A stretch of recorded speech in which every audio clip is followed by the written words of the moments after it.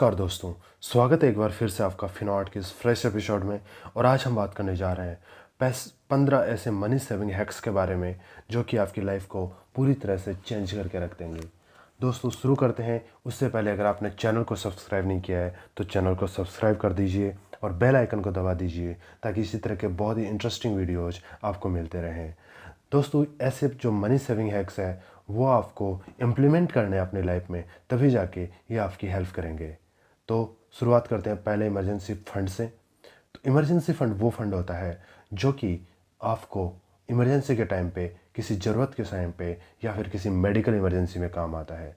तो आपको ये करना है कि अपना जो पूरी टोटल इनकम है उसका 3 गुना तक एक इमरजेंसी फंड बना के रखो और इसको टाइम बाय टाइम इंक्रीज भी करना है। जैसे अगर आपकी शादी हो जाती है तो इसको इंक्रीज करना है, अगर आपके बच्चे हो जाते हैं तो इसको इंक्रीज करना है। इस तरह से ये इमरजेंसी फंड आने वाले समय में आपको बहुत हेल्प करेगा। Number 2, park money wisely. आपके पास जो पैसा है उसको सही जगह पे निवेश करना, सही जगह पे पार्क करना आपको आना चाहिए। और ये वो पैसा होना चाहिए जो आपको लगभग 3 साल या उसके बाद में रिक्वायरमेंट हो।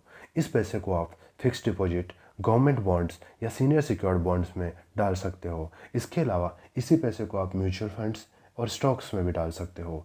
यह पैसा आपको आने वाले समय में बहुत ही ज़्यादा रिटर्न देगा। और इसके अलावा जो फिक्स डिपॉजिट या फिर प्रोविडेंट फंड में डाला गया पैसा आपको टैक्स से भी रिबेट दिलाएगा। नेक्स्ट है इन्वेस्ट वाइज।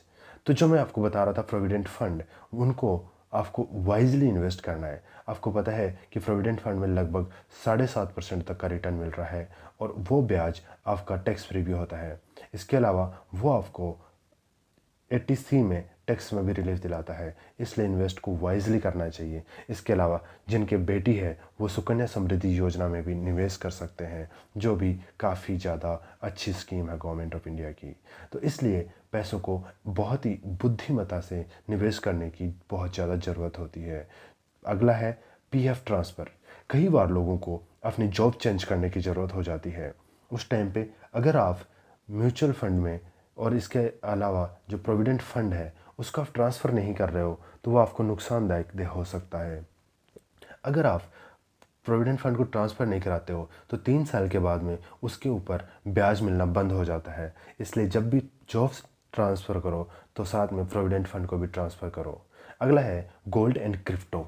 हमेशा यही ध्यान रखो कि क्रिप्टो करेंसी बहुत ज़्यादा वॉलेटाइल है। इसके अलावा गोल्ड बहुत ज़्यादा स्टेबल है। इसका दोनों के कारण से गोल्ड और क्रिप्टो दोनों को मिलाकर आपका पोर्टफोलियो 5% से ज़्यादा का नहीं होना चाहिए, क्योंकि क्रिप्टो बहुत ज़्यादा वॉलेटाइल है जिसमें रिटर्न अच्छे हो सकते हैं लेकिन पूरी क्रिप्टो करेंसी भी डूब सकती है। इसलिए इसमें बहुत ही वाइजली 5% तक का निवेश ही करना चाहिए, इससे ज़्यादा का करने की सलाह नहीं दी जाती है।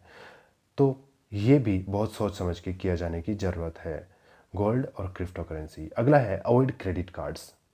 हमेशा ये याद रखो कि जो क्रेडिट कार्ड है वो आपको एक लोन की तरह दिया जाता है।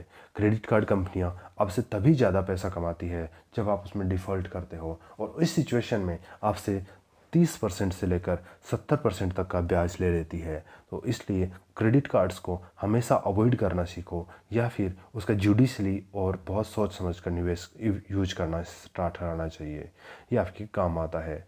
अगला है लॉन्ग टर्म इन्वेस्टमेंट।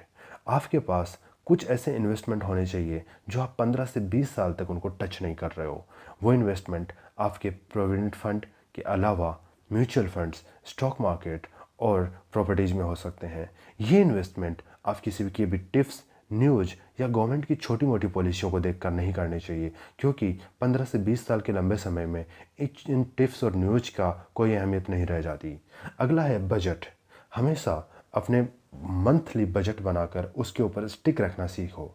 अगर आप बजट बना के उस पे स्टिक रहते हो तो आपकी जो एक्सपेंसेज है वो ऑटोमेटिकली थोड़े कम हो जाते हैं और आप एक अच्छी मिनिमलिस्टिक लाइफ आराम से जी सकते हो। इससे आपके पैसे भी बचेंगे। अगला है invest in blue chip stocks. Blue chip stocks वो होते हैं जो कि काफ़ी स्टेबल रहते हैं, काफ़ी अच्छा रिटर्न भी देते हैं। इसके अलावा रिसीजन के टाइम पे ये बहुत कम गिरते हैं। वर्तमान समय में आप Asian paints, Bajaj finance, Reliance, HDFC, TCS, Wipro आदि कंपनियों में निवेश कर सकते हो। इन कंपनियों का काफ़ी अच्छा ट्रैक रिकॉर्ड रहता है और इसके कारण से ये कंपनियां अच्छा रिटर्न देती है। आप अच्छी समझ और अपने वित्तीय सलाहकार से निवेश करके इसमें निवेश कर सकते हो। अगला है लोन। हमेशा ये याद रखो कि लोन को जितना कम हो उतना लेना चाहिए।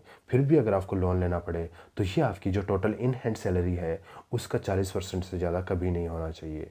और जो लोन आप ले रहे हो उससे आप फ्लैट या होम जो अपार्टमेंट्स ले रहे हो उसको कम करना चाहिए।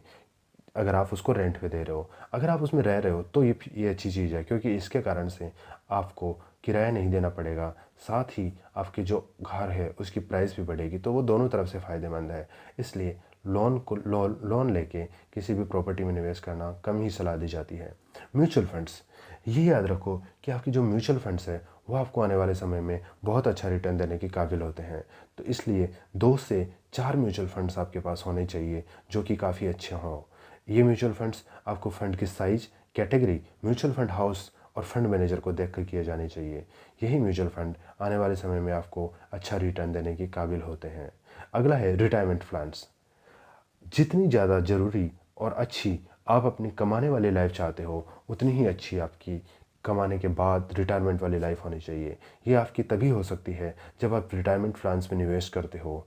आप अपने हर महीने की सैलरी का एटलीस्ट 10% रिटायरमेंट प्लान्स में निवेश करो। ये निवेश आप retirement bonds, retirement plans, government की स्कीम्स या फिर LIC जैसी स्कीम्स में निवेश कर सकते हो। इसके अलावा आजकल तो रिटायरमेंट के म्यूचुअल फंड्स भी आ रहे हैं जिनको रिटायरमेंट फंड बोले जाते हैं, उनमें भी निवेश कर सकते हो। अगला है EMI। आपकी जो टोटल इन हैंड सैलरी है उसका 40% से ज़्यादा नहीं होना चाहिए, क्योंकि अगर इससे ज़्यादा होता है तो आपकी जो बचत है और जो घर के खर्चे हैं वो चलाना आपके लिए मुश्किल हो जाएगा और ये पूरा का पूरा आपका जो बजट है उसको बिगाड़ के रख देगी।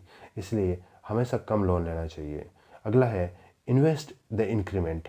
जब भी आपको अपना इंक्रीमेंट मिलता है या सैलरी में हाइक मिलती है तो उसको आप निवेश करना सीखो। जब आप उसको निवेश करोगे तो ये आने वाले समय में आपको अच्छा रिटर्न देंगे और उसको ज़्यादा खर्चे नहीं करते हुए निवेश करना हमेशा एक लाभदायक चीज़ होती है।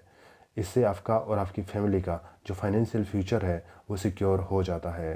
तो इस कारण से हमेशा ये सलाह दी जाती है कि इन्वेस्ट द इंक्रीमेंट, जो कि बहुत ही लाभदायक होता है आने वाले समय में।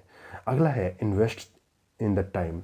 हमेशा समय इंसान का बहुत बड़ा दोस्त या दुश्मन हो सकता है।